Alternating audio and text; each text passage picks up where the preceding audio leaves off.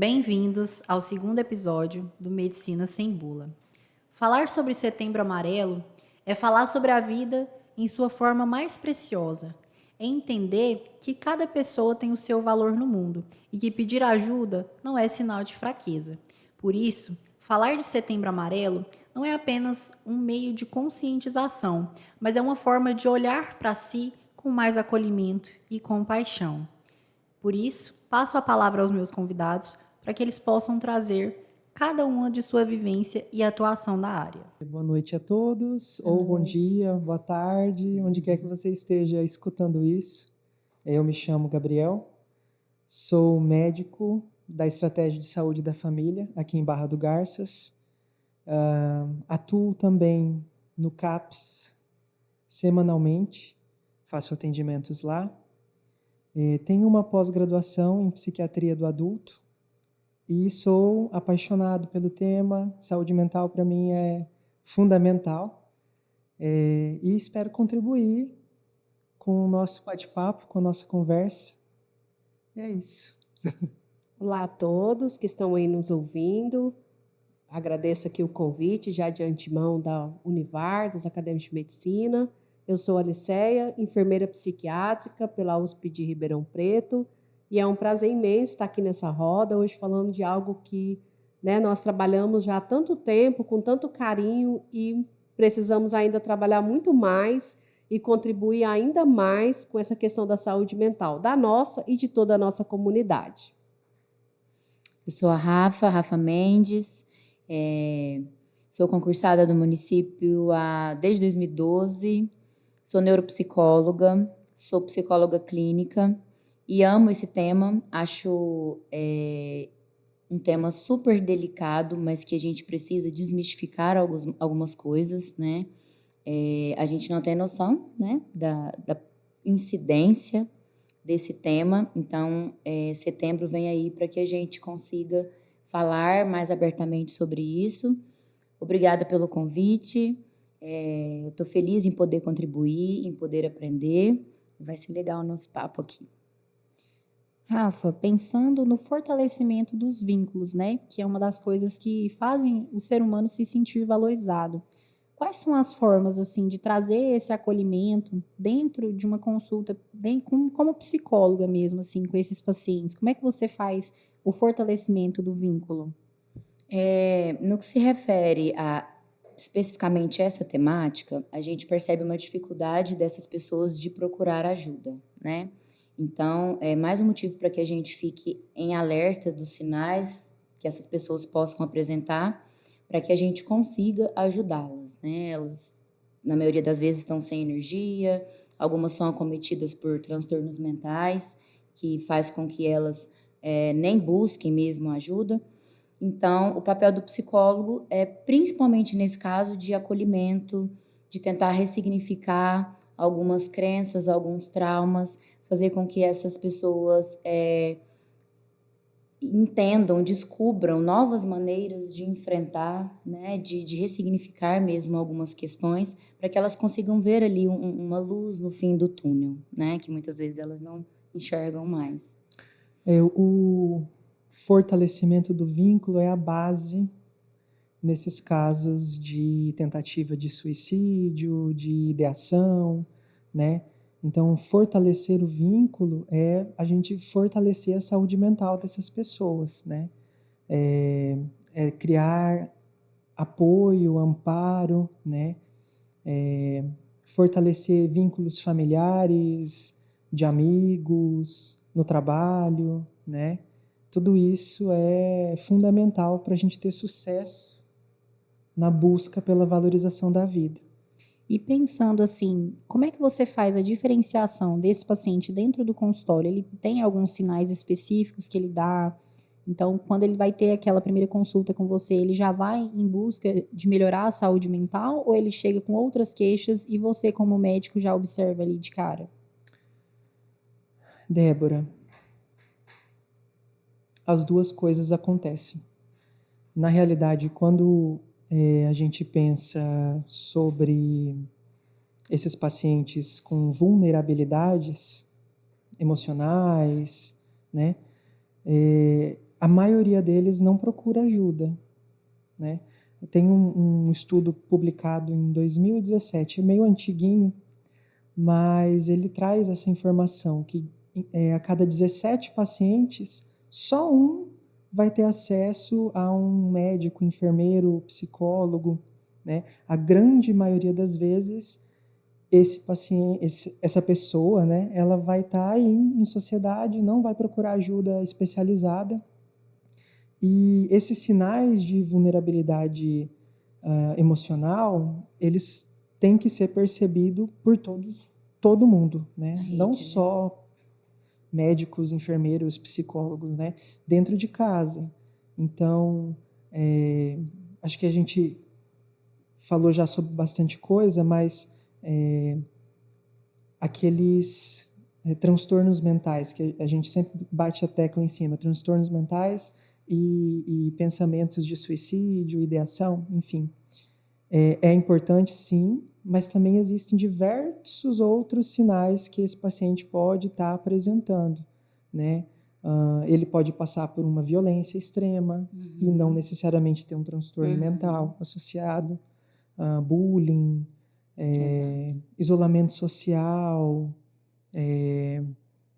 mudanças de comportamento muito abruptas, né? Perdas, né? Vocês podem me ajudar se vocês lembrarem de mais. E se me permitem também, pessoal, falando nessa questão, né, do serviço, do quanto a gente precisa olhar para essa vulnerabilidade, eu acho que esse é um espaço, nós estamos dentro de uma universidade, aqui conduzido o podcast por um curso de medicina, da gente pensar na formação, né? Não é só o médico, não é só o enfermeiro em saúde mental, né, com uma formação específica, que pode acolher e olhar por essas questões de vulnerabilidades sociais, né, que vai implicar aí muitas coisas, mas na formação, se esse indivíduo já tiver um primeiro contato com o tema, por mais superficial que ele seja, ele já vai se tornar um pouco mais sensível para a sua prática, seja ela na unidade de saúde, seja ela no hospital, seja ela no consultório. Eu sempre falo para os nossos alunos, né? Você não precisa gostar de trabalhar com saúde mental, mas você vai. Sim.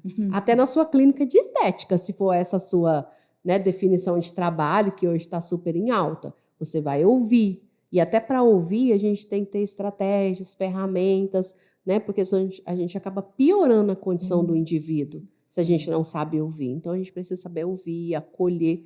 Então, eu chamo a atenção para essa questão da formação, da importância da formação dos cursos da saúde, em especial, para esse olhar sensível, para captar de uma forma mais precoce possível os aspectos de sofrimento que esse indivíduo apresenta. Porque a gente fala muito em transtorno mental. Mas antes mesmo desse transtorno mental, tirando os de base genética, né, hereditária, a gente sofre. A gente iniciou com sofrimento. Seja com uma criança, né, que ela passou por uma infância difícil e hoje não está difícil, né, passar por isso. Seja por uma gestação complicada, seja por uma fase adulta com alguma perda, né, alguma coisa ali que te traz um trauma, te traz uma reflexão. E a gente, nesse dia, a gente não consegue mais lidar com nada. E nem ensinar nossas crianças a lidar com mais nada. Né? Porque a gente está sempre querendo dar tanto que a gente não teve. Eu falo criança porque eu também tenho filho. E a gente está querendo cobrir com cursos e capacitações, e inglês, e viagem. E o maior que ele precisava de cuidado é a presença. A gente não tem para oferecer, né, nesse momento tão agitado e conturbado. Então, a gente precisa pensar na formação, inclusive da licenciatura, do pessoal que está formando aí para ser professor, né, o quanto ele pode olhar essa criança lá, seus sinais de autismo, seus sinais de violência, e já fazer esse rastreio ali. Então, acho que vem de encontro aí com o que você está falando. E sim, alguns pacientes, eles já chegam no consultório e já falam: doutor, eu estou pensando, planejando, né? Isso acontece, mas a maioria das vezes não. A maioria das vezes é uma conversa que a gente precisa ter uma escuta, né, dedicada, precisa ter o espaço, precisa ter o tempo. Muitas vezes deixar esse paciente falar, né? Porque é nesse momento que a gente deixa o paciente falar que a gente acaba descobrindo algumas coisas que estavam escondidas, né?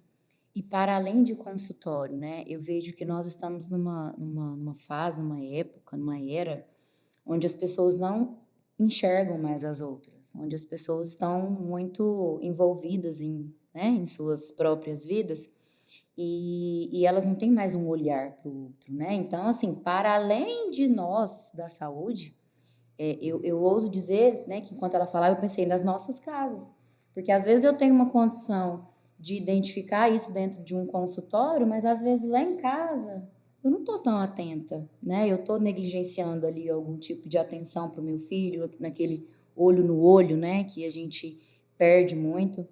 E eu vejo muitas pessoas preocupadas, né, no que se refere a esse tema. Como que a gente pode ajudar?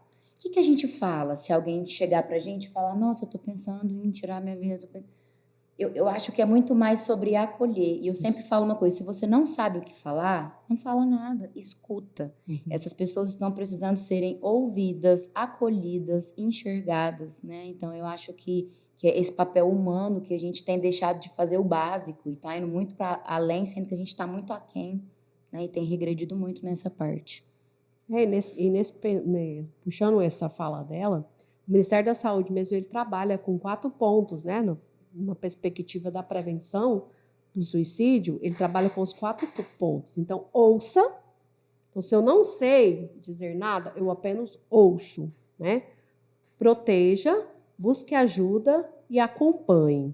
Então, minimamente, se a pessoa que estiver ao lado, ela conseguir ouvir, ajudar a procurar ajuda, porque por muitas vezes a pessoa não vai procurar ajuda, ela não tem força para isso. Ou ela não acredita mais que ela precisa de ajuda, né? Sim. Então, ela precisa de alguém que leve ela, que vá com ela. Eu posso ir com você numa UPA, e aí daqui a pouco eu sei que a gente vai falar um pouco sobre essa rede, então eu posso ir com você num serviço de urgência. Se o município que você está nos ouvindo é pequeno, mas tem uma unidade básica de saúde, que é uma coisa magnífica que esse país tem, né? O melhor dos serviços, para mim, é atenção primária à saúde. Tem uma unidade básica de saúde com profissionais potentes e capazes de atender qualquer dessas demandas, incluindo a de saúde mental, né? Que a gente tem que parar de dizer que as pessoas que estão nesse serviço não atendem essa demanda, porque atendem o tempo todo, 8 horas por dia, 40 horas por semana,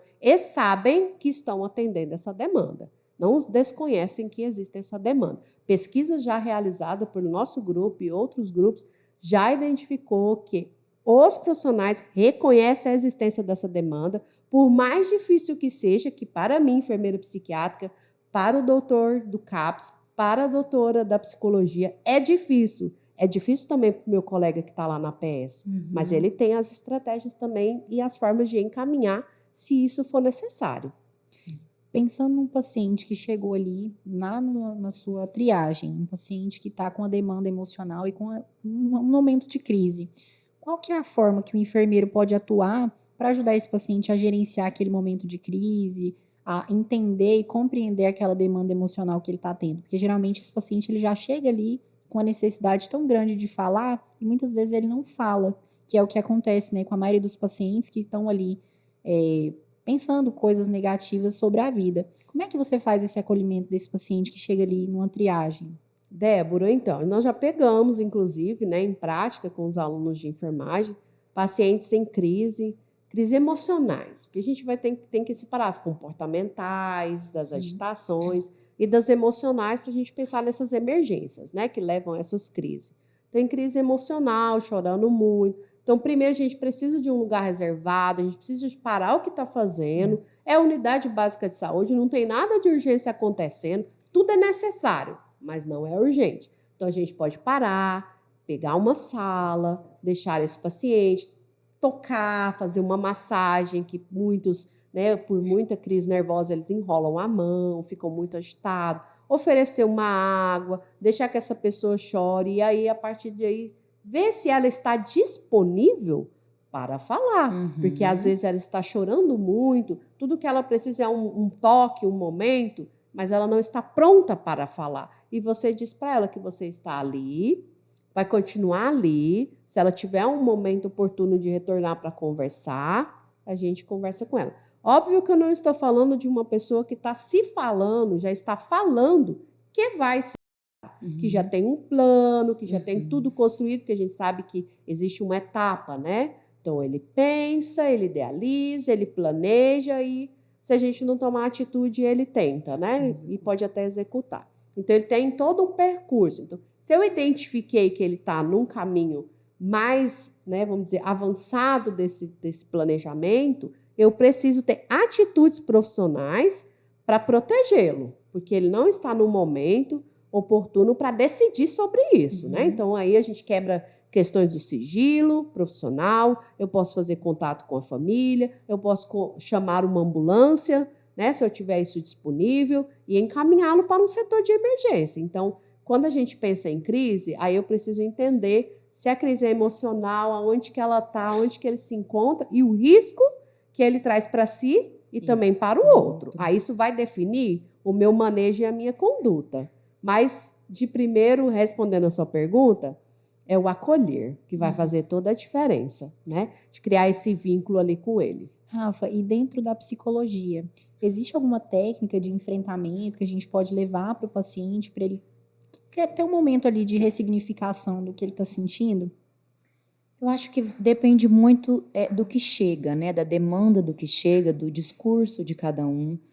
Mas eu acho que o sinal, né, que é mais comum é a desesperança, né? Então, eu costumo falar que a pessoa que está com uma ideação suicida, ela não quer tirar a própria vida, ela não quer morrer, ela quer acabar com aquele sofrimento que ela não vê mais outra opção, outra saída, né?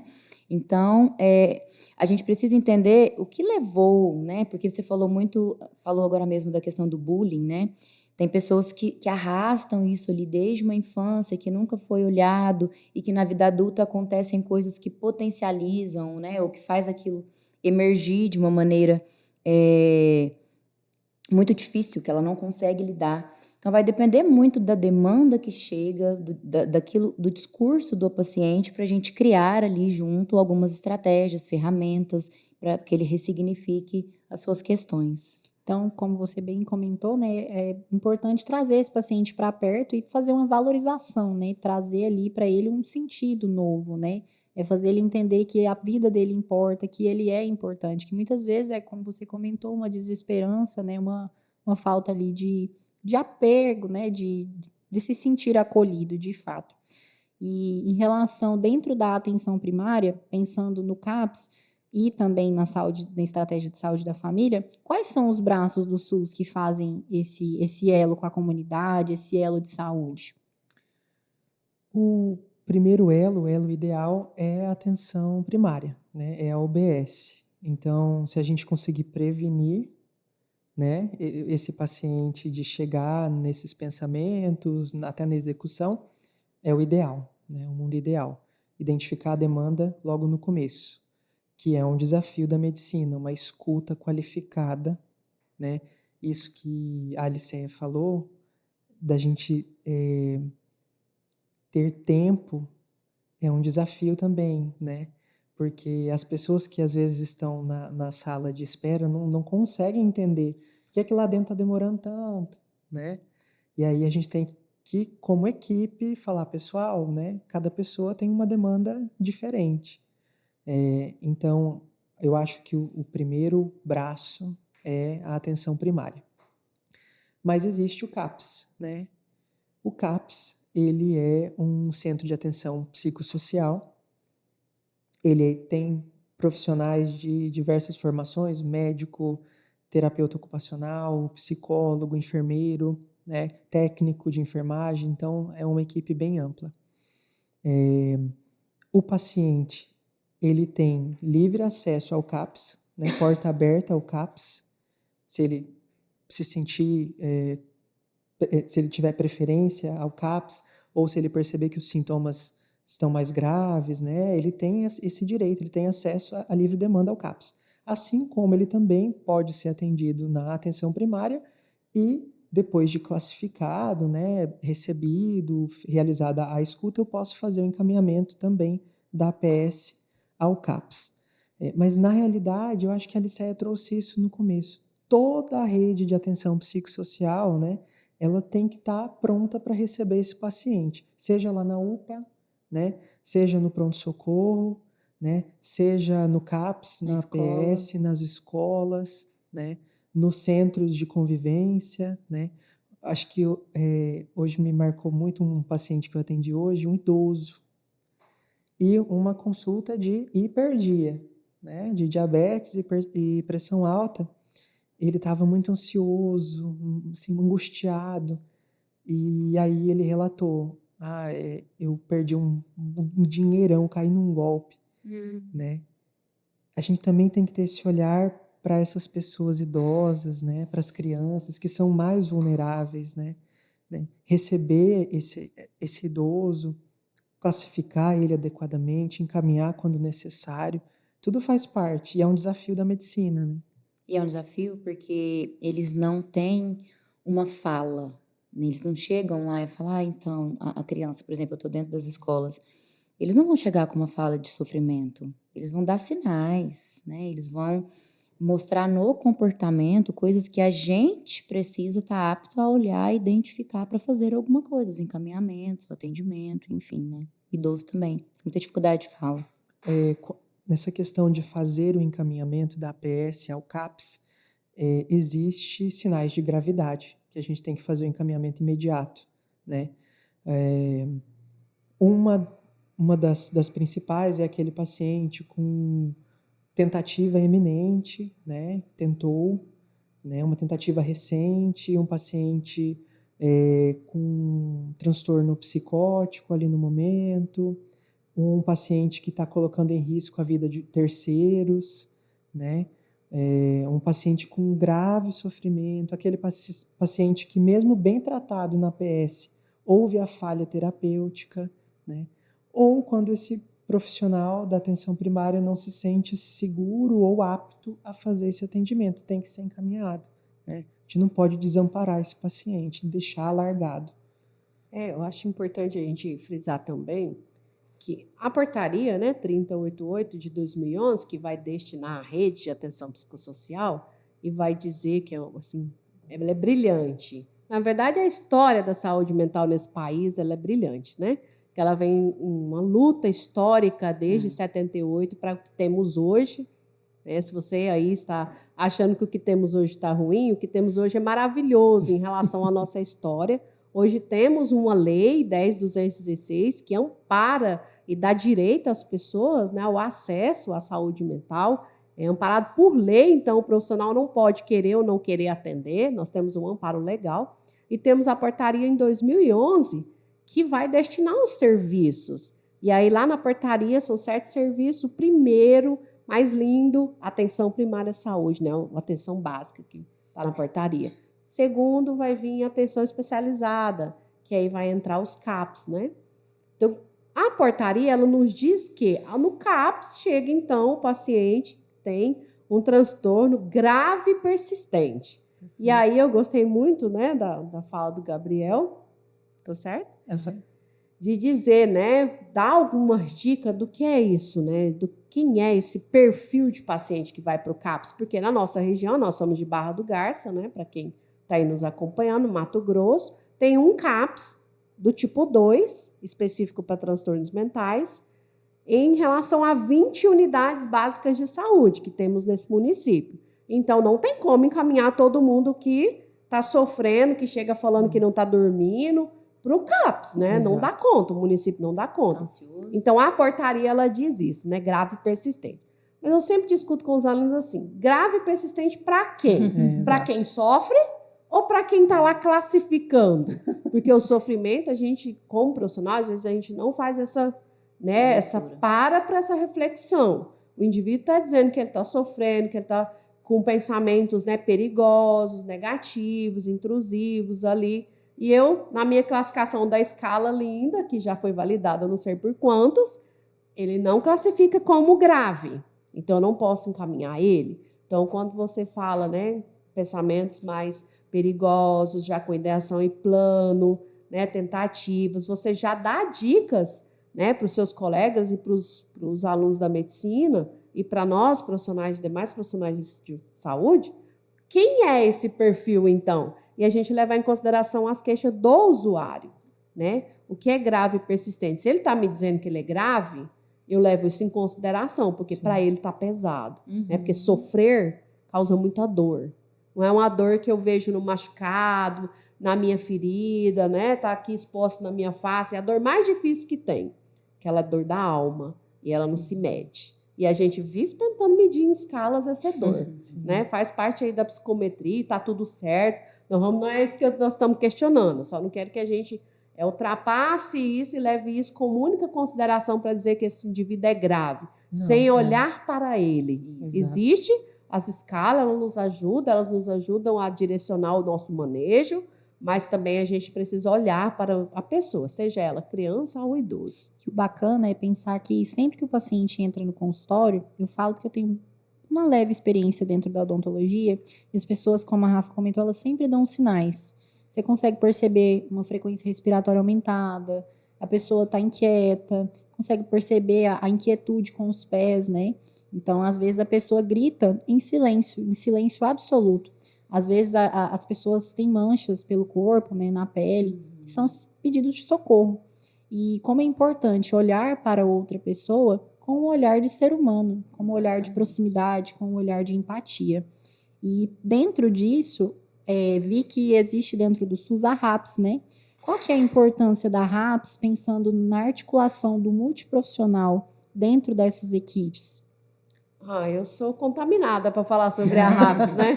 Porque ela é o nosso coração. Como eu já disse, ela foi construída com muita luta, muita batalha, né, para chegarmos ao que temos hoje de assistência à saúde mental. Quando ela se desenha a partir dessa portaria 3088 de 2011, quando é feito o desenho do serviço da rede, diz para mim que existe pontos de atenção, pontos de serviço em que eu posso precisar em qualquer momento. Eu não estou dizendo que eu vou seguir uma hierarquia, primeiro aqui, segundo aqui, terceiro aqui, não sei o que aqui. Eu estou dizendo que existem os pontos, 7 pontos, e a partir da minha necessidade enquanto indivíduo, né, necessitando ali por conta de um transtorno, seja lá o que for, eu vou acessar o serviço de urgência se eu entro numa crise de pânico, que vai ser super comum achar que está infartando, né? Primeira queixa dele vai ser física. E a gente legitima essa queixa dele, cuida dele e depois conversa, né? Olha, não encontramos nada nos seus exames, né? Vamos conversar, como é que você está dormindo? A gente vai direto. Sim. Né? A gente vai, né, trazendo ele ali de uma forma que ele se sinta mais acolhido. E nesses pontos há diversos profissionais, né? Do enfermeiro ao médico, e as equipes se complementam. Qual é o nosso sonho enquanto rede? Que ela se articule. Exato. Para que ela aconteça, então, quando eu atendo lá na UPA o indivíduo pós-tentativa de suicídio, eu pego o meu telefone e ligo para a enfermeira da unidade, ou o médico para médico, ou o médico entra enfermeiro, não tem problema, e ele vai dizer, olha, atendemos aqui a dona Maria, ela é do seu bairro, né? Gostaríamos que vocês dessem continuidade. Nós até indicamos que ela buscasse o CAPS, mas eu não sei se isso vai acontecer, porque ali ele não consegue ter esse segmento do cuidado. E onde a gente tem essa continuidade do cuidado? Na APS, né? Então, essa articulação facilitaria muito a continuidade do cuidado desse indivíduo. E tem diversos profissionais. Lá na UPA tem um psicólogo, tem um médico, tem um enfermeiro. No CAPS tem toda uma equipe, né, estruturada. A depender do tipo do CAPS, ele tem especialização, né, ou já o seu próprio título também. E aí vai depender. Então, a rede, ela vem para favorecer esse trabalho interdisciplinar aí entre as profissões, e cada um não tem profissional superior a ninguém. Cada profissional vai depender aí da necessidade do usuário para atender a demanda dele. Como, por exemplo, quando a gente atende uma pessoa já em situação de CAPS ali, uma questão mais grave, persistente, a gente vai a equipe avaliar, você percebe que ele tem muita dificuldade financeira. Por exemplo, o que agravou e o levou à condição de suicídio, o pensamento, é a falta de alimentos para os filhos, é a pobreza, né, que vai entrar lá, as questões, não tem trabalho, não tem renda, pouca escolaridade, né? A literatura ela fala já da vulnerabilidade do perfil, quem é o perfil dessas pessoas. Importantíssimo eu ter assistente social, Sim. para ela acessar ali os direitos que ele vai ter naquele momento. De repente, é um cartão de ônibus que ele precisa para ele dar continuidade no CAPS. Você tem que vir no CAPS 3 vezes por semana. Mas espera lá, ele tem condição? Como? E aí a equipe, né, maestramente vai fazer toda essa avaliação e todo mundo vai complementar com a melhora desse paciente a longo prazo. Às vezes não é rápido, às vezes é longo prazo e o paciente tem que estar ciente disso, que juntos eles vão conseguir. Então, a equipe é super importante nesse contexto da rede. E dentro desse contexto aí de determinantes sociais de saúde, o médico ele pode fazer alguma intervenção direta com alguma família, alguma vulnerabilidade que ele identificar dentro do consultório? Não só pode, como deve, né?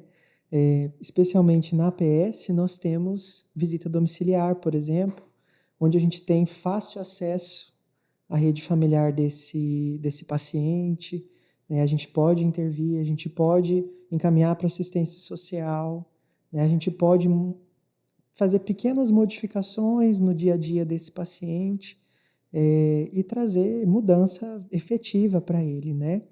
Eu acho que uma das grandes dificuldades que a gente tem é essa continuidade do cuidado. A gente perde muito paciente, né? Até a gente conversou um pouco sobre isso no episódio passado, que muitas vezes o paciente ele vem e por uma infelicidade ele não é bem acolhido, não é bem atendido, ou às vezes por vários fatores, às vezes até financeiro, ele não retorna mais. E aí a gente perde esse paciente, né? Teve uma outra situação que eu comentei com a Rafa mais cedo, dessa dificuldade de continuidade, por exemplo, do paciente que frequenta o CAPS, ele retornar à unidade de saúde, da atenção primária.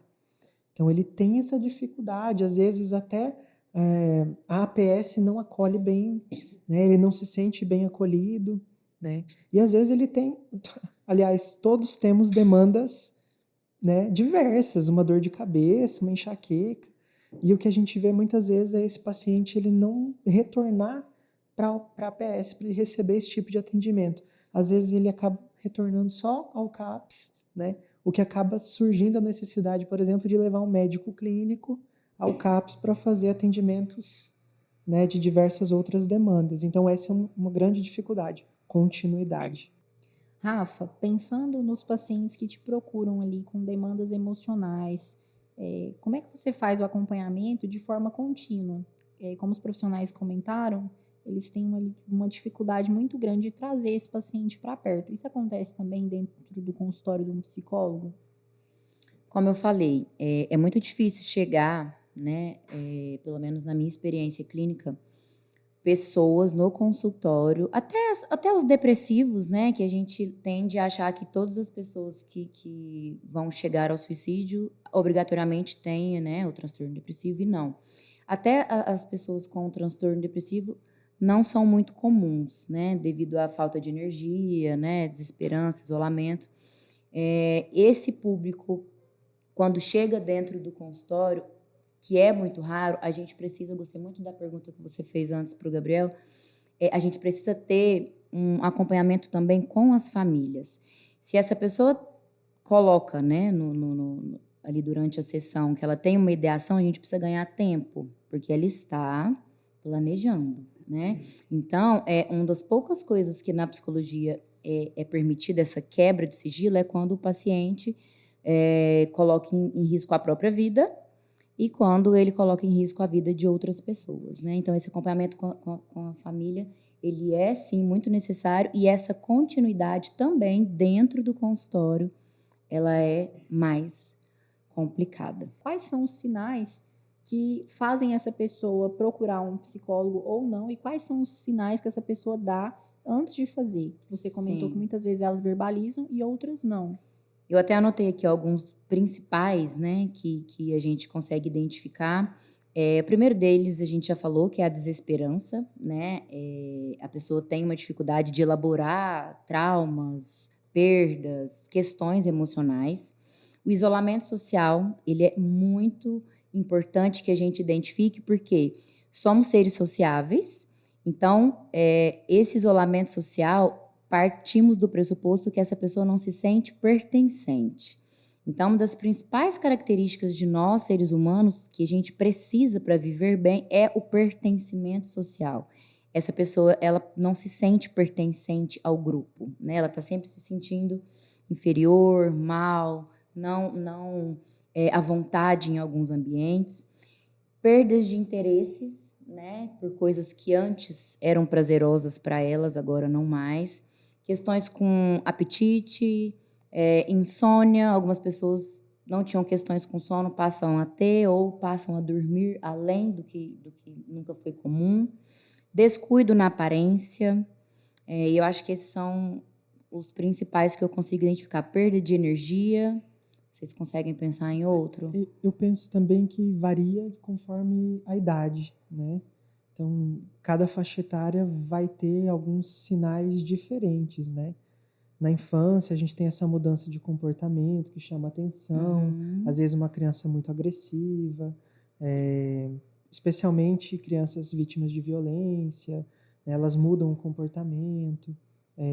Já na adolescência, a gente tem aquele super isolamento social, né, que é diferente daquele isolamento normal da adolescência para um isolamento patológico, né? Exato. O humor muda. É importante a gente ter acesso ao que esses adolescentes estão publicando nas redes sociais. Isso é fundamental, porque muitas vezes eles alertam nas redes, eles publicam nas redes as páginas que eles seguem, né, curtidas ali que eles podem estar fazendo nas redes sociais, algumas páginas, né, com violência, né? Alguns podem demonstrar automutilação, que nem sempre é associado à tentativa de suicídio, mas pode demonstrar também. Incitam, né? Exato. Na vida adulta, eu acho que você falou muito bem. E a gente tem uma questão que é crescente, né? As tentativas de suicídio entre idosos, Exato. principalmente idosos acima agora de 75 anos, porque ele já está, né, se sente não pertencente mais ao trabalho, a aposentadoria, trabalhou a vida toda, na maioria dos brasileiros, não dá para sobreviver, né, vai perdendo a companheira ou companheiro, e as doenças crônicas incapacitantes, Exato. né? Então, a gente precisa alertar quem aí tem um idoso na sua casa, ter um pouco mais de atenção, estar um pouco mais próximo, mais junto, observar esses sinais, ver se o avô, sua avó, né, não está passando por algum sofrimento calado, para não dar trabalho para ninguém. Então, é importante. Uma outra... Pode falar. Não, que vai de encontro com o que ela fala, que é outra coisa que eu tinha anotado para não esquecer, é que a grande maioria deles se consideram um fardo para as outras pessoas. Então, eles acham que o mundo vai ser mais fácil, melhor, se eles não estiverem mais aqui. E isso acontece muito com os idosos, né? Eles se tornam muito dependentes. Sabe uma coisa simples, às vezes, que muda completamente a curva? Você está fazendo a avaliação do idoso e ele tem alguma diminuição da acuidade auditiva. E aí esse idoso ele está se isolando porque ele não ouve, então ele não mais participa das conversas, né, de dentro de casa.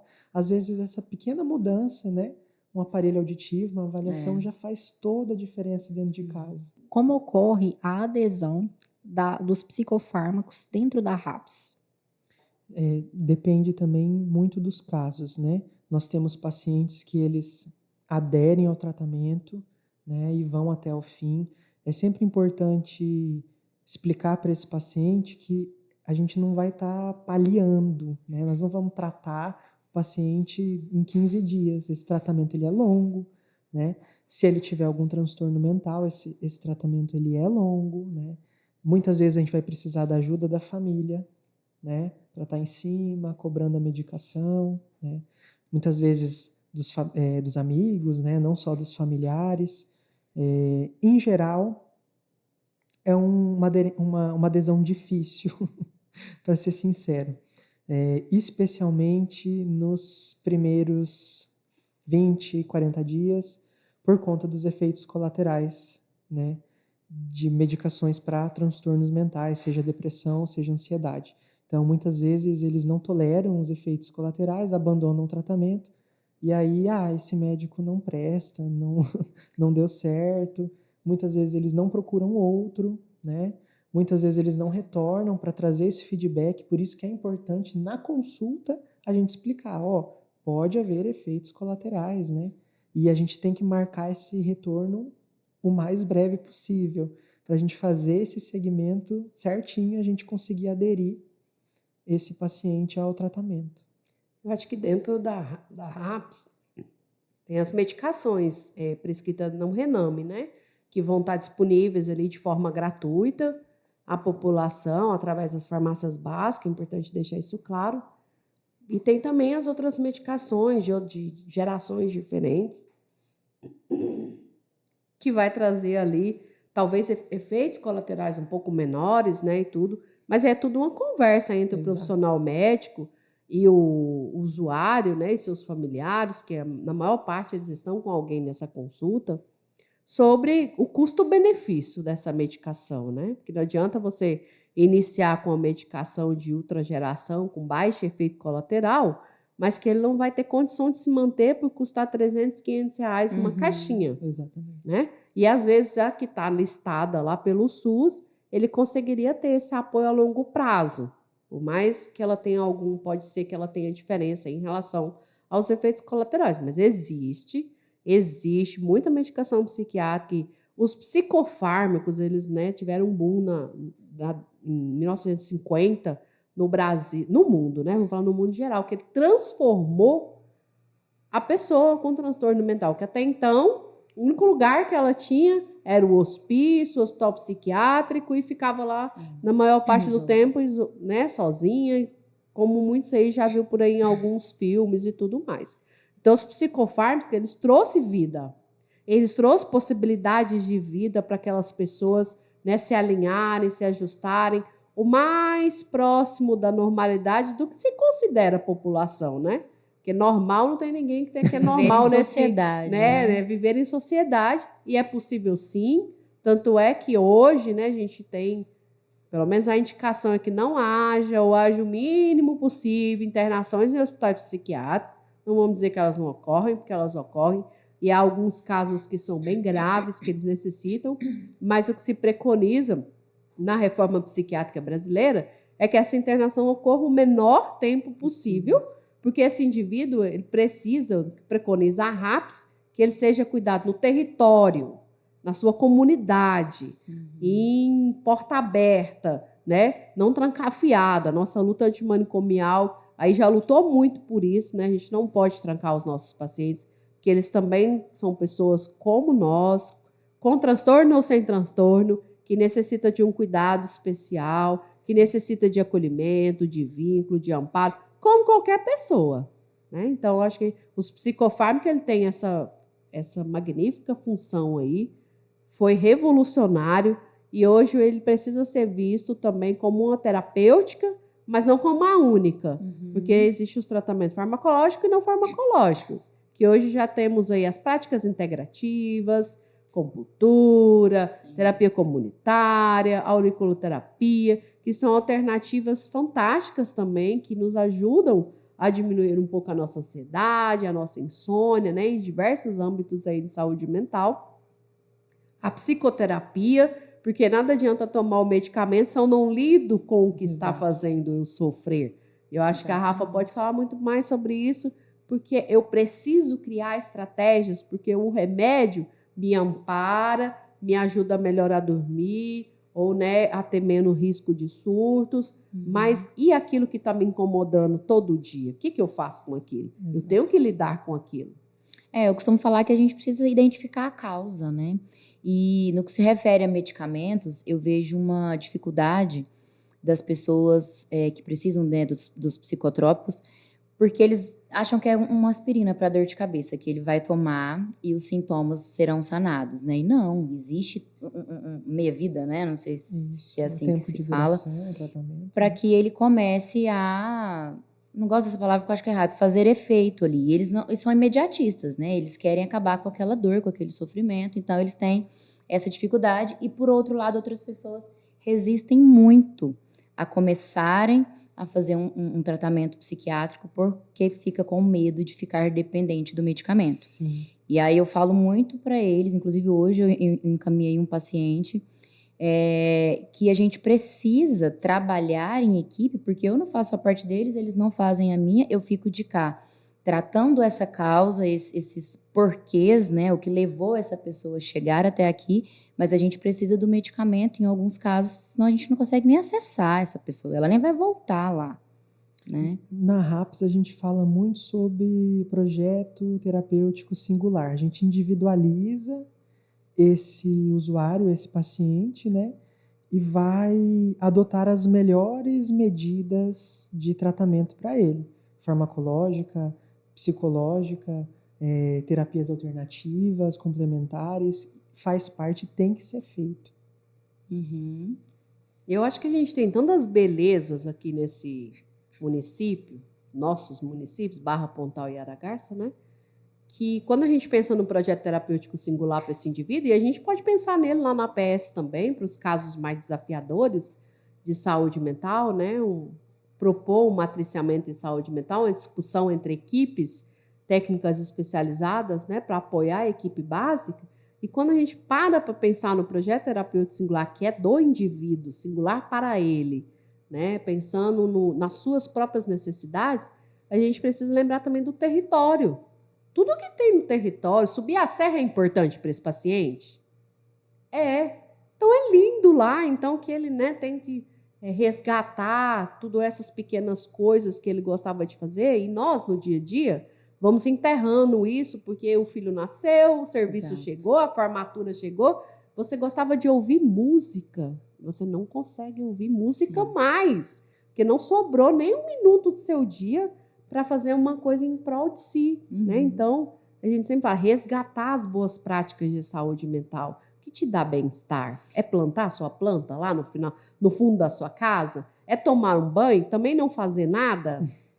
Então, vamos lá, vamos repensar sobre isso, que a gente está prevenindo a longo prazo um pensamento, né? Um pensamento ruim ali nas questões da prevenção do suicídio. É uma prevenção do suicídio também, resgatar o que fazíamos, né? Afastar o celular da nossa vida. Eu sou de uma geração que eu não tinha celular, né? Às vezes eu fico com raiva de mim mesmo. Por que eu gasto tanto tempo nisso se eu nem tinha? Vocês são de uma geração mais jovens, os nossos filhos são de uma geração. Como vamos lidar com isso? Porque isso tem custo.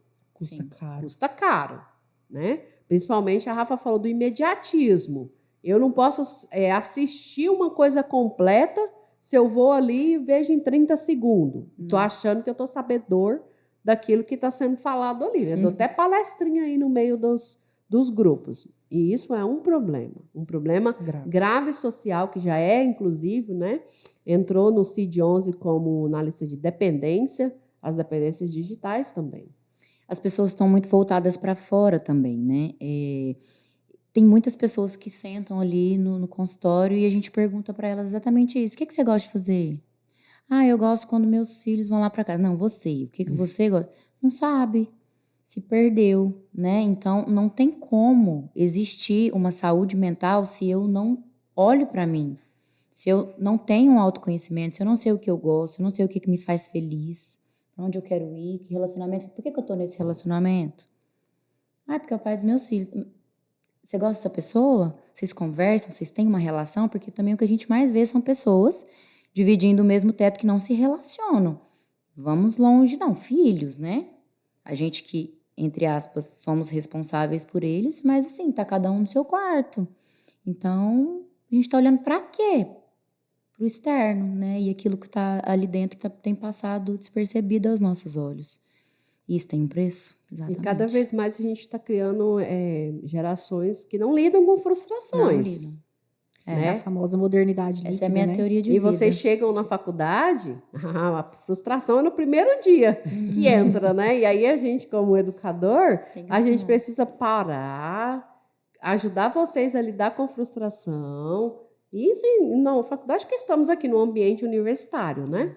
E a gente precisa ajudar eles a lidar com a frustração e tá tudo bem. é assim mesmo, vamos lá, o que a gente pode fazer, como é que a gente pode lidar. E cada grupo, ele vai formando as suas próprias estratégias.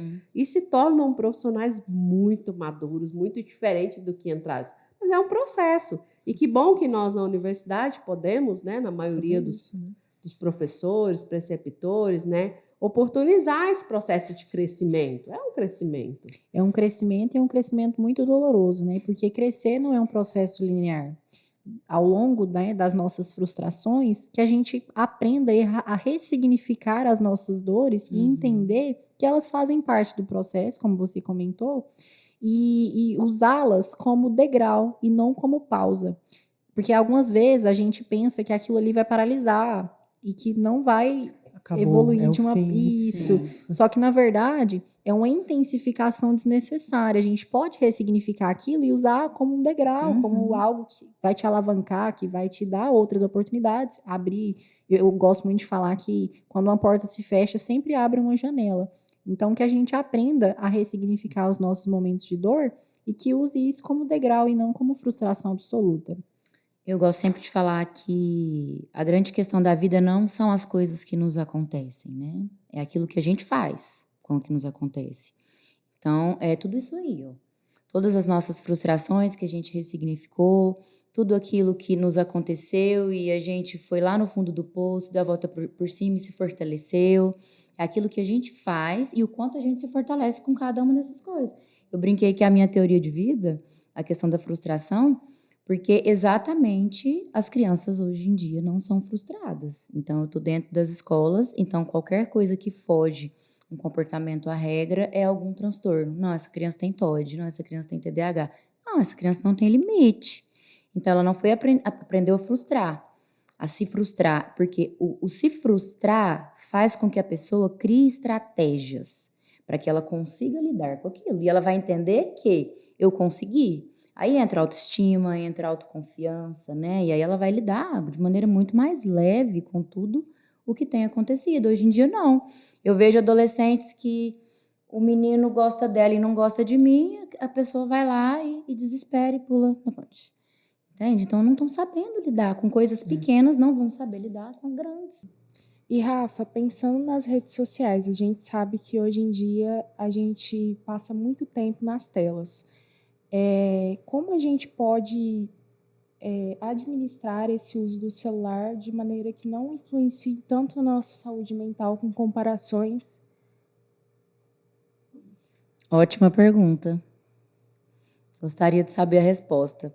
Eu acho que não tem outra resposta, né, gente? A não ser a gente ter consciência, ter um autoconhecimento do que aquilo tem trazido para a nossa vida em termos de prejuízo, não só também para a nossa família, para aquilo que eu deixo de fazer estando preso aqui, ao que essas comparações agregam na minha vida, né? Eu acho que quanto mais consciência a gente tiver, mais nós vamos conseguir lidar e ter estratégias e comportamentos para que a gente consiga minimizar os danos, né? Porque eu acho que excluir os danos atualmente é impossível. Eu penso que o peso das redes, especialmente na adolescência, ela é mais forte, né? Que os vínculos sociais, eles estão bem na internet hoje em dia. E eles não têm estrutura emocional para lidar, Como né? lidar, A gente né? quase não tem, né? Imagina eles. Eles é mais difícil mesmo. E a gente tem corpos tão diferentes, né? Estruturas genéticas tão diferentes, a gente precisa conversar com os nossos jovens. Seja a Rafa lá na escola, com atividades educativas, seja nós enfermeiros, profissionais da saúde, médicos na unidade de saúde, seja os estudantes, né, dos cursos da saúde, da licenciatura, porque a gente precisa dizer para eles que aquilo lá é daquela pessoa, né? Hoje tem tanta influência, desde a criancinha você já vê ela seguindo influência, é a boneca tal, o sapato E é aquilo que ela tal. quer mostrar também, né? Não é? Então a gente Não é precisa nem, às vezes dizer, não é nem a realidade. nem é que ela usa nada, né? Exato. Então aquele corpo, aquela beleza que se publica na internet, aquela felicidade, né? Ela, na maior parte, ela não acessa todo mundo, né? Então eu tenho uma estrutura, uma genética, uma família de corpos largos ou não, né? De olhos claros ou não, de pele branca ou não, e a gente precisa pertencer. saber de onde vem, se pertencer àquela, né, sua história de vida, para que você não almeje aquele corpo da Virgínia Fonseca, por exemplo. Nunca vamos alcançar aquele corpo, porque, né, nem a estrutura, se eu pesasse 1 grama, eu teria um corpo daquele. Então, a gente precisa muito conversar sobre essas questões que a rede social impõe aí, né, essa felicidade. Né? Quem é da área de saúde mental sabe que o dia é tenso, não é? O pessoal que está aí nos ouvindo, a maior parte do dia a gente levanta, estuda, trabalha, corre atrás, leva um tropeço, levanta de novo. E se acontece momentos legais, alegres naquele dia, que a gente felicite aquilo. Sim. Aprenda, né, que aquele momento ele precisa ser muito valorizado, que ele foi um momento legal em todo o dia, que teve questões aí que me frustrou, que me levou, né, à tristeza ou não, que eu aprenda a valorizar os pequenos momentos. Se eu tenho poucos momentos com a minha família, que eles sejam os melhores. Da qualidade. Só pegar um gancho que a Aliceia falou, ela tocou no nome, né, Corpus de Virgínia, né? Internet, Instagram, eu sempre brinco, todo mundo é lindo, rico, bonito, mas se fosse verdade o que nos vende, Virgínia com aquele corpo tomaria medicamento para ansiedade? Separaria? Teria essas questões emocionais que a gente percebe que tem, né? Não. Então, não existe vida perfeita, não existe felicidade plena. A gente só consegue ver felicidade porque a gente já esteve lá na tristeza e vice-versa, né? E a vida é essa. Eu acho que na perspectiva da prevenção do suicídio, né, a gente vê de vez em quando falando isso, mas na rede social essa pessoa era tão alegre. Temos humoristas, né, famosos aí, né, internacional e nacional, que morreram por suicídio. Então a gente não pode, como profissional de saúde, a gente não pode ter esse único padrão de avaliação. Exato. Né? Será que é isso tudo mesmo? Quem sempre sorri, não demonstra, né, o natural do dia a dia, tem alguma coisa aí influenciando isso de forma negativa. Tem outro fenômeno das redes agora, e eu acho que isso acho que de conhecimento de vocês, que é a questão dos jogos de azar, né? Nossa. Tem aumentado muito o caso de pessoas que cometem suicídio por conta de dívida em jogos, né? Isso tem se tornado um problema grave, né? Isso tem se tornado frequente, às vezes, em consultório, né? Essas pessoas trazerem essa questão, né? Que não deixa de ser uma dependência também, né? Aliceia, pensando agora em como reconhecer que alguém está passando por um momento difícil, ou até mesmo a própria pessoa, para os nossos telespectadores, quais são os sinais que as pessoas costumam apresentar? Olha, pensar que estamos sofrendo é uma difícil reflexão, né? Mas eu acho que se você que está aí nos ouvindo, né, faça uma reflexão. Como andam as suas noites de sono? Como anda a sua alimentação? Como anda a sua rotina? Alguma coisa mudou? Mudou para pior? Seus pensamentos estão dificultando? Estão de uma forma bem negativa? Já é um belo sinal. Sempre quando a gente vai conversar com os pacientes, a gente começa pelo sono. Porque o sono ele é o primeiro a ser alterado. E é fácil da gente perguntar. Ele não vai sentir, né, muito desconforto. Porque às vezes a gente vai falar de saúde mental, o paciente se sente constrangido, mas aqui vai falar sobre isso, né? Sim, aqui em todo lugar. Então, olhar para dentro de nós, como nós estamos, como estão nossos pensamentos, né? E olhar para o outro, como a Rafa acabou de falar, validar. Eu entendi que você está sofrendo. Não importa o que eu acho sobre o sofrimento dele, porque nós, seres humanos, julgamos muito, é natural, né? Ah, não, mas o seu nem está tão pesado assim, o da fulana está muito mais difícil, né? Mas a gente invalida o que o outro está sentindo e é muito perigoso. A Rafa já trouxe, né, alguns fatores, isolamento, essas questões. Mas eu acho que quando a gente olha para a gente mesmo de uma forma simples, é como a gente está com o nosso dia. Ele está leve, ele está difícil, foi um dia difícil, né? Como eu posso me criar estratégias para que esse dia de amanhã seja um dia com mais facilidade ali de desenvolvê-lo, né? Como que eu posso pensar, tá, eu fui frustrada, então isso, ressignificar isso, como que eu posso lidar com isso? Realmente foi uma situação, às vezes, super constrangedora, mas acontece. O que eu posso fazer para melhorar? Eu posso buscar ajuda? Então, a ajuda eu posso buscar, como já falamos aqui no episódio, em todos os serviços de saúde, não só em um ponto. A gente fala tanto da atenção primária porque é o posto de saúde que tem aí no Mais seu bairro, perto, né? que você tem vínculo com o seu agente de saúde, com o seu enfermeiro, a gente pode até chamar de meu, né? O meu agente de saúde, meu enfermeiro. É um ponto fácil da gente acessar, Sim. né? A saúde, para a saúde mental também. Eu acho que a gente esqueceu de mencionar o Disque 188, né? Que tem pessoas CVV. que, principalmente em cidade, CVV, pessoas em cidades menores, como a nossa, às vezes eles se sentem constrangidos de procurar, de serem vistos, né? Então a gente tem o CVV, que é 188, que é 24 horas por dia, um atendimento que essas pessoas vão fazer essa escuta, né? E vão direcionar a pessoa. Eles fazem essa escuta acolhedora, né? Uhum. Ainda mais hoje em dia que tem os jovens, às vezes eles não querem ligar. É, Então tem a opção de chat. Se você entrar no Legal. site deles, eles têm a opção de chat.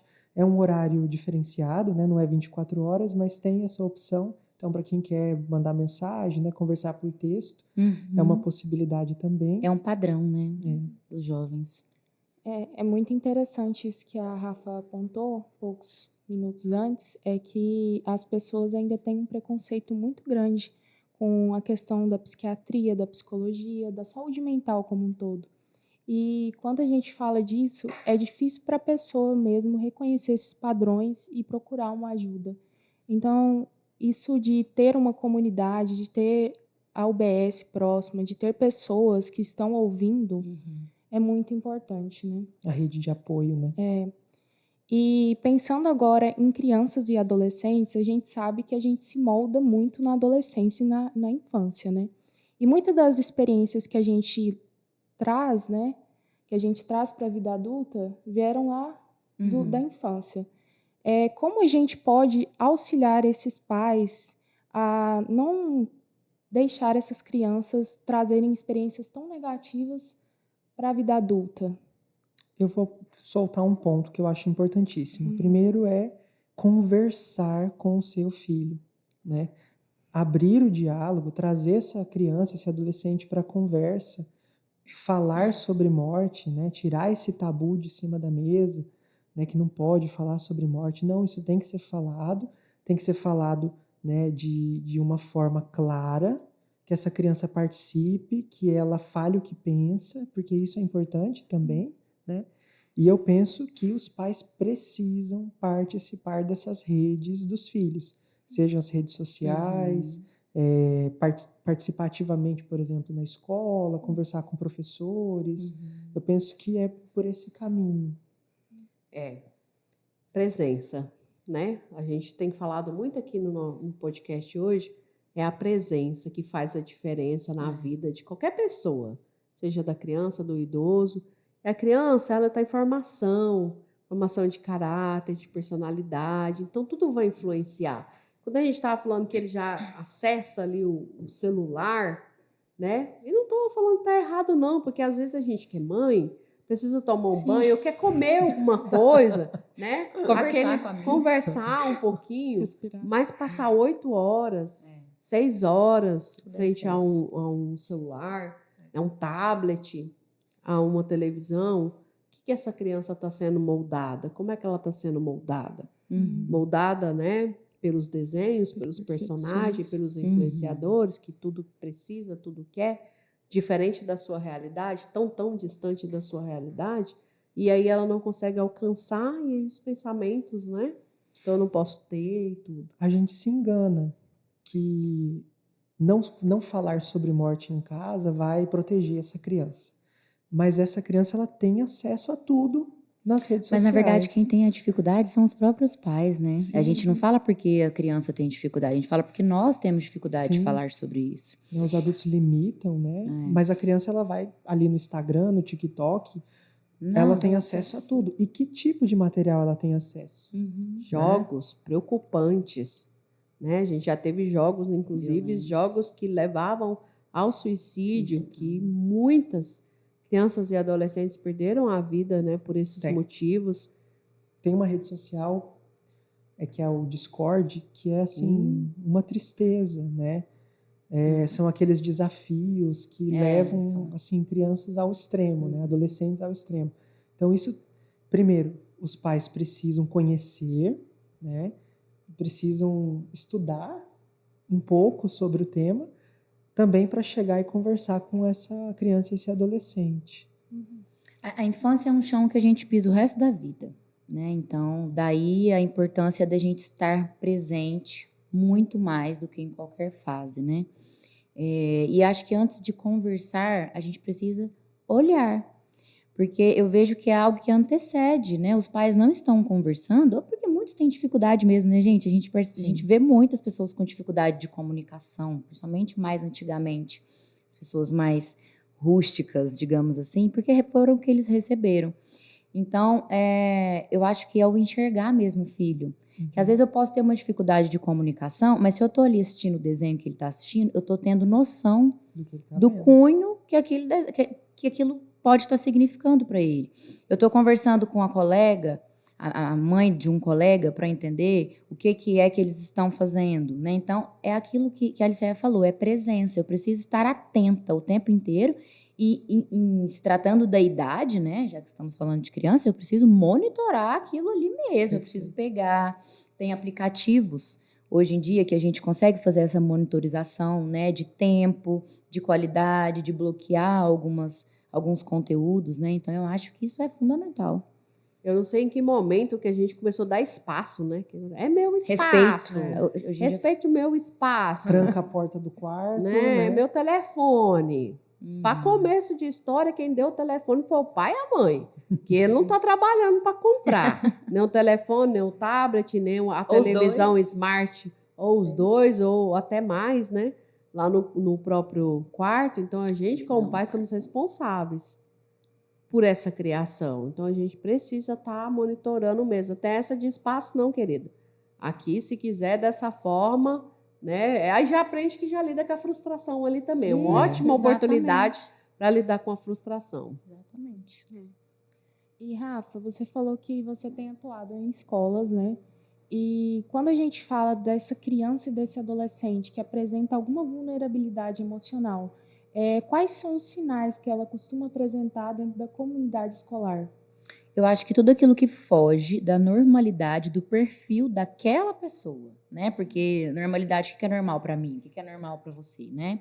Então, se é uma criança que era muito ativa, participativa e de repente está mais isolada, ou se era uma criança mais quieta e que de repente está com um nível de labilidade assim exagerado, uma pessoa que não era agressiva, uma criança, né, que não era agressiva e passou a ser, qualquer mudança comportamental precisa ser olhada e esses professores precisam estar atentos a isso, repassar para as famílias.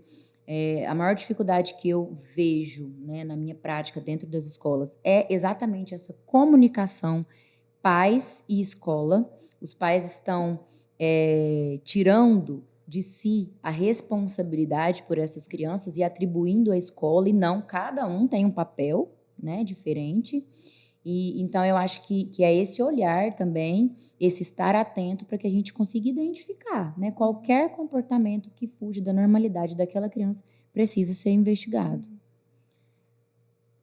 E hoje eu acho que tendo um profissional da psicologia, professores capacitados, eles facilmente vão pegar, né, essas diferenças no comportamento dessa criança e com uma boa conversa, os pais costumam dar ouvido, buscar atendimento, né, para essa criança e consegue reverter ali, em muitos casos, né, problemas que pode levar um adulto, né, com agravamento maior aí nos aspectos de saúde mental. Então, esse olhar do profissional, dos professores, da escola, quem não consegue ter, precisa buscar formação para que isso aconteça. É imprescindível. Se a criança até então passou despercebido, quando ela entra na escola, ela não passa. Não passa. Porque hoje, né, tem muita informação, os professores têm muita informação, então ela vai requisitar avaliação. Sim. Mesmo que ele troque de uma escola que troque para outra, porque às vezes nós pais não estão preparados para ouvir também que o nosso filho, né, está Pode diferente ter no algum- comportamento, pode ter isso ou pode ter aquilo. Então, às vezes, ele pinga de uma escola para outra, mas chega um momento que ele vai ter que buscar por essa avaliação. Então, a gente precisa demais da parceria da escola, Uhum. né, para entrar precocemente com as intervenções que Faz pode toda a aí diferença. mudar completamente o contexto daquela criança. Uhum. Eu gostaria de direcionar a próxima pergunta para o professor, Não tem problema. para o doutor Gabriel. A pandemia trouxe muitos desafios, né? E eu gostaria de saber quais foram os aprendizados que vocês trouxeram daquele período para atualmente. Uhum. A pandemia ela é um divisor de águas na saúde mental, né? Então, temos o pré-pandemia e o pós-pandemia. Estatisticamente falando, durante a pandemia, os casos, os números de casos se mantiveram crescendo sempre, mas sem nada fora do comum. Depois da pandemia, houve um aumento maior de casos de suicídio, tentativas, ideações, né? Mas também foi um momento onde se pôde falar mais sobre o tema, né? Onde as pessoas ficaram mais tempo em casa, né? Especialmente crianças, adolescentes, né?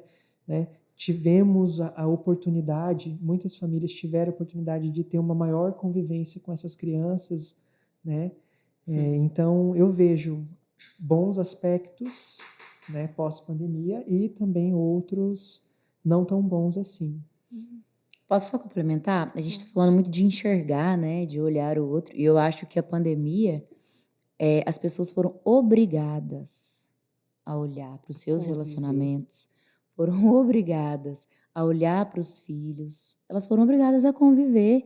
Então, nessa convivência, que deveria ser o que acontece, né, todos os dias e que a nossa rotina tem nos engolido, ela fez com que a gente identificasse e não colocasse mais para debaixo do tapete e fosse obrigado a lidar com aquilo ali e fazer alguma coisa, né? Então, eu acho que por isso que emergiu assim muitas questões, potencializou a E ao mesmo enésima tempo, potência. nós tivemos também o isolamento, né? Pessoas que ficaram que é muito- isoladas, especialmente os idosos, né? A população idosa sofreu muito com a pandemia, né? Teve ali um momento que não se era recomendado visitar esses idosos, então eles literalmente Uhum. ficaram ali sozinhos, né? E vai na Então, contramão do que somos nós, né? Que somos Exato. seres sociáveis, então é enlouquecedor mesmo. Eu acho que a pandemia ela é um divisor de água no sentido a gente teve que aprender tanta coisa que a nossa geração nem nunca vai esquecer tudo isso que nós passamos que foi muito triste, né? Essa convivência ela é positiva quando você tem uma família ali que por algum motivo ainda consegue se fortalecer, mas ela também trouxe bastante vulnerabilidade, aumento de casos de abuso sexual na infância, violência, que aí eu tive que passar a conviver com aquele agressor, que antes ele ia para o trabalho, pelo menos tinha um tempo, né? Ou 24 agressora, né? horas. Que tem também os casos que é a mulher que agride, e isso também se tornou um problema muito grande. É claro que os serviços de saúde, em detrimento do que estava acontecendo, eles precisam se organizar para atender a pandemia, que foi uma coisa que ia acontecer por um mês, né? Esperava-se que seria rápido, mas foi uma coisa que aconteceu por anos. E o serviço, então, ele se fortaleceu para a sobrevida das pessoas, para aprender. E isso fez com que a saúde mental, as pessoas já em atendimento, ou para o seu primeiro atendimento, buscassem menos, porque ou não tinham o serviço, ou esse serviço foi redirecionado para o atendimento de urgência dessas pessoas, para os testes, rastreio e tudo mais.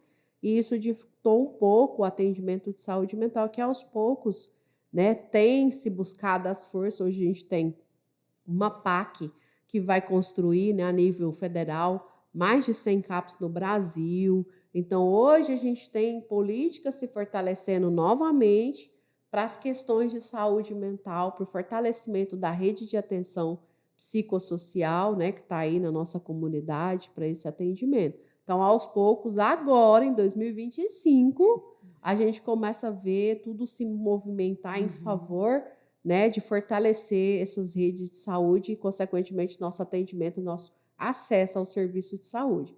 Então, a pandemia foi uma coisa bem difícil.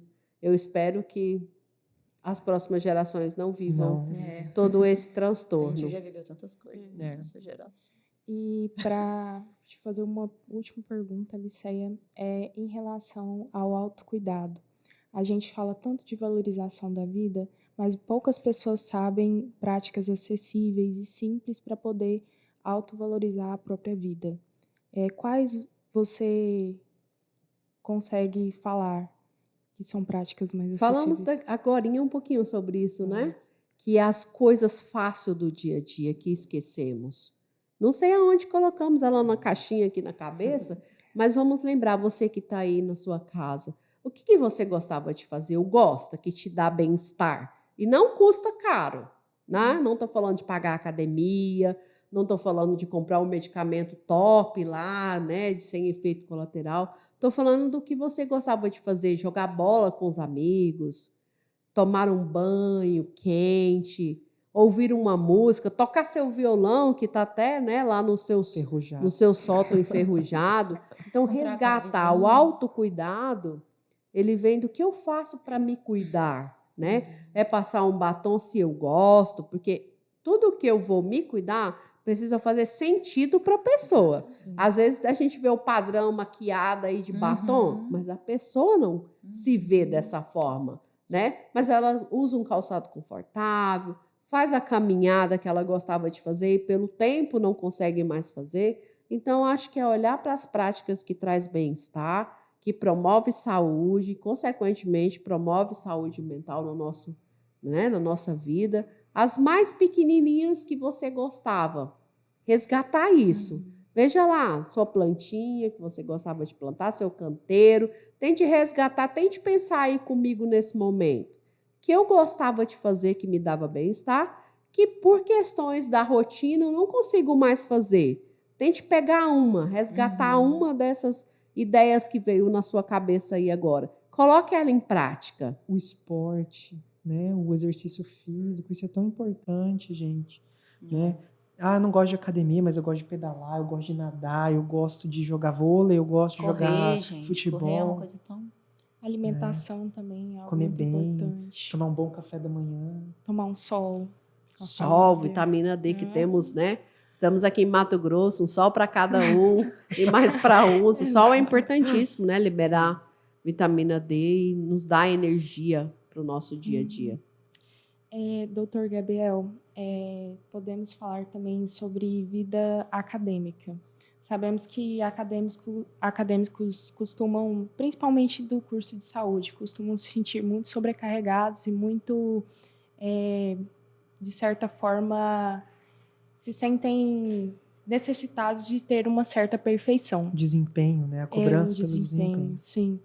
E falando disso, como que uma pessoa que está nesse mundo consegue administrar a própria vida de maneira que continue tendo uma saúde mental boa e equilibrada? Eu acho que a primeira coisa que a Rafa reforçou aqui hoje é se autoconhecer, né?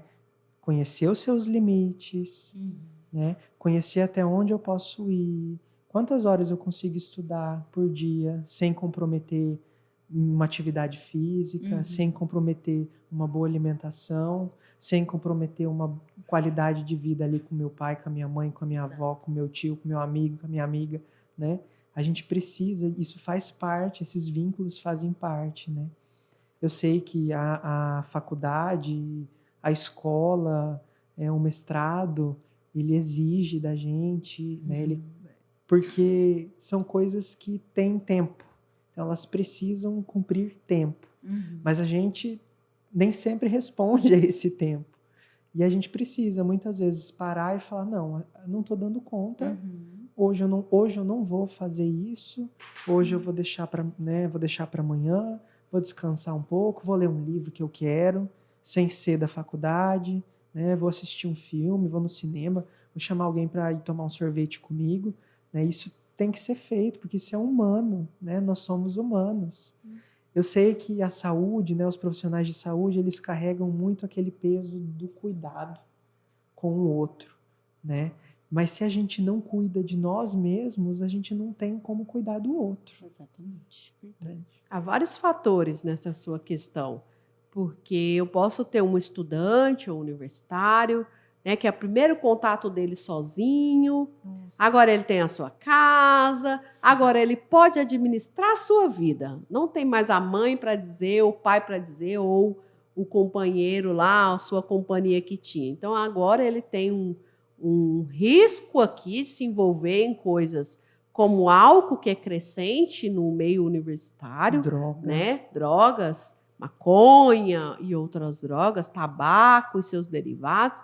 Então, eu tenho aqui o universitário em risco por essa descoberta, por essa liberdade que ele ganha agora, né, com essa vida universitária. Estamos falando aqui daqueles que têm que mudar da sua casa, né, para estudar, ter a sua casinha agora e aprender a ter essa autonomia. Né? E essa autonomia, às vezes, ele vai experienciar caminhos que, às vezes, ele experiencia e retorna ali para o seu eixo. Né? E a gente tem também a formação, a cobrança da formação.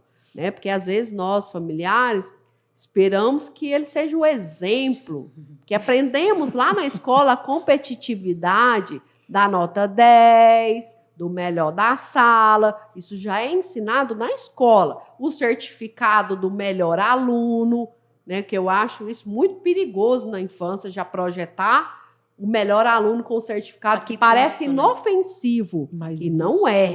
a longo Isso prazo. não é, isso a longo prazo é muito perigoso. E os que não ganharam? Faz o que com eles? Né? O que aconteceu com eles? E quando você chega na universidade, que você... Oxe, esse caminho aqui é diferente, né? Não tem slide, não tem tarefinha para copiar do quadro, é você atrás do seu conhecimento, porque essa é uma formação profissional. Se você não tem consciência ainda que esse lugar aqui é você que está se formando, tome consciência sobre isso rápido, porque isso vai determinar quem você vai ser como profissional no futuro. Então, aprender a gerir o tempo, né? O Gabriel já até falou, gestão do tempo é o foco. Então, eu preciso sobreviver, porque eu tenho 6 anos nessa jornada, não tenho 1 e nem 6 meses. Então, não começa a cavalgar agora, porque tem que chegar lá no final. Então, calma, respira fundo. O que você consegue fazer? Há disciplinas que a gente tem mais proximidade, gosta mais. Há disciplinas que não. Tá tudo certo lá na escola, uns gostam de matemática, outros não gostam de história ou gostam de português. Assim também é na faculdade. Então, reconhecer o que eu tenho mais facilidade, o que eu tenho menos facilidade. Se pertencer a grupos saudáveis, né, para estudar, faz toda a diferença para a gente estudar em grupo. Às vezes não é o meu perfil, eu prefiro estudar sozinho. Se reconhecer, né, e se pertencer é muito importante. E aí entender que esse é um processo que tem data definida para acabar. Não é o fim do mundo. Vai terminar. Parece que vai terminar. Só quando chega lá e tem especialização, mas isso deixa lá para frente. Mas tem prazo. É o primeiro semestre, é o segundo, sabe? Eu acho que também outra dica é viver cada semestre com o que ele tem para oferecer. Né? E buscar as estratégias que você tem ali. Dormir, comer, não abrir mão da sua prática de exercício, né? E de dormir, isso com prioridade, para que você consiga ter bons resultados. E se não teve os bons resultados, tá tudo certo, né? Batalha pelo próximo, dentro do que você tem de possibilidades, porque você tem uma longa jornada, então não adianta se exaurir nesses primeiros semestres aí do curso. Tudo é uma adaptação também. Você aprende, você pega a sua estratégia. Eu gostei desse jeito, deu certo fazer um resumo, deu certo fazer, né, assistir um vídeo, deu certo dar aula para os meus colegas, que me ajudou a estudar também, é uma estratégia também. Você vai aprendendo. Né? Eu sei que vocês são jovens ainda, né? É difícil pensar lá no final, mas o final chega tão rápido que minha dica é, gente, aproveitem todas as oportunidades que vocês vão sentir muita saudade desse processo. E para finalizar, Eu gostaria que cada um dos convidados deixasse uma palavra para os nossos espectadores, em principal para alguém que esteja em vulnerabilidade emocional, começando pela Aliceia. Olá, pessoal. Então, para finalizar aqui a nossa fala, vamos pensar um pouquinho, né? Se você se reconheceu em alguma dessas falas que nós dissemos aqui no podcast, né? Que está sofrendo, que está com os pensamentos negativos, que está com dificuldade para dormir, reconheça. Pedir ajuda não é uma fraqueza, e sim uma fortaleza. Busque ajuda com seu amigo, com seu parente. Se você não se sentir seguro nele, com o profissional da sua unidade de saúde, que você vai conseguir acessar um serviço especializado e ter o atendimento necessário. Não é fácil, mas está tudo bem não estar bem. Reconhecer também que a gente não está bem é o primeiro passo desse cuidado. Obrigada, Aliceia. Doutor? Perfeito. Eu acho que eu penso e se você se sente assim, né, fale.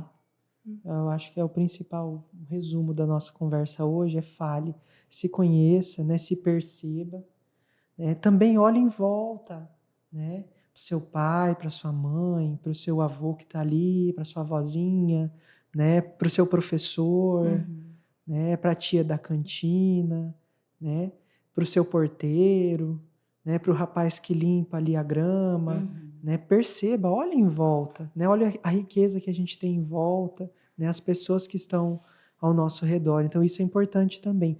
Seja também uma escuta acolhedora, né?